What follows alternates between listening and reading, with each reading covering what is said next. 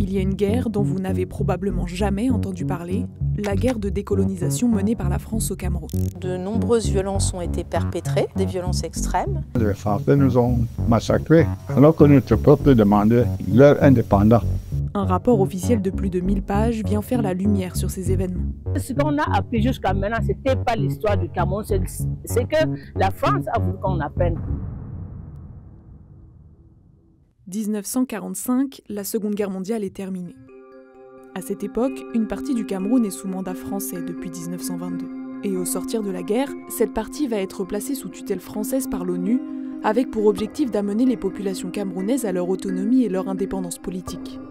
C'est dans ce contexte qu'émerge dans le paysage politique camerounais l'UPC, l'Union des populations du Cameroun, un parti politique nationaliste qui souhaite l'indépendance du pays. Le succès est très important.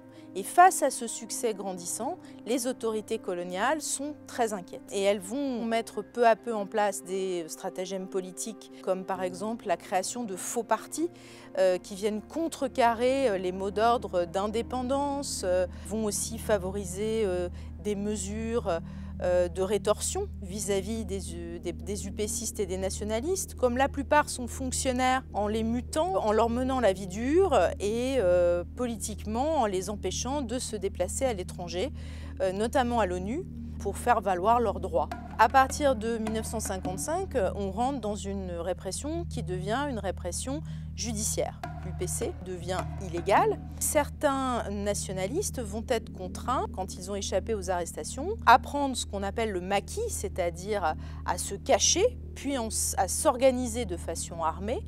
Les autorités coloniales surveillent la société, multiplient les contrôles et les arrestations. Et l'armée française va mettre en place des camps de regroupement, de la propagande, et va également avoir recours à de la torture et des opérations de traque et d'assassinat ciblés, comme celui du leader de l'UPC, Ruben Oumniobé, tué par l'armée française alors qu'il se cachait dans le maquis. Les historiens reviennent également sur un massacre collectif perpétré par l'armée française. L'un des événements majeurs de ce moment, c'est le massacre d'Équité, qui a lieu dans la nuit du 30 au 31 décembre 1956.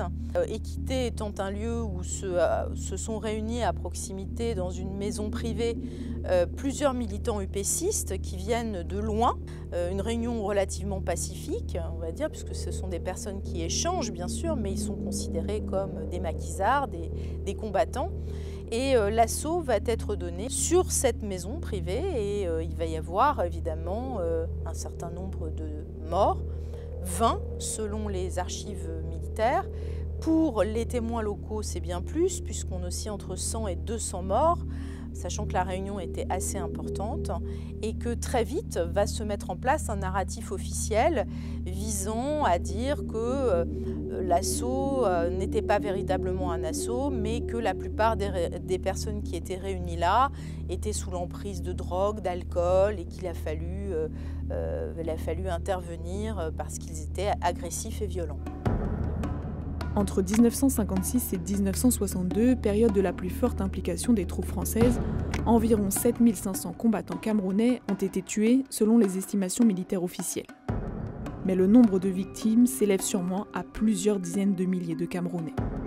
Et cela ne s'arrête pas le 1er janvier 1960, jour de l'indépendance du Cameroun. Car cette indépendance ne rime pas avec la fin de la présence française.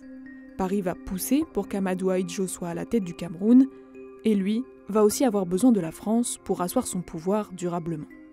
Le président Ahidjo a besoin notamment de l'armée française pour continuer à combattre les mouvements qui ne sont plus dits indépendantistes, mais d'opposition à Ahidjo, qui sont encore très vivaces. Il est important de comprendre que les autorités françaises vont rester présentes autour de la personnalité d'Ahidjo pendant plusieurs années.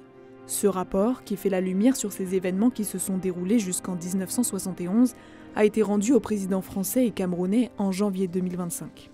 Jusqu'ici, la France n'a jamais reconnu officiellement son rôle et sa responsabilité dans cette guerre. C'est d'ailleurs l'une des recommandations des historiens. Nous sommes des historiens, nous avons fait notre part du travail, nous attendons maintenant que les politiques fassent la leur.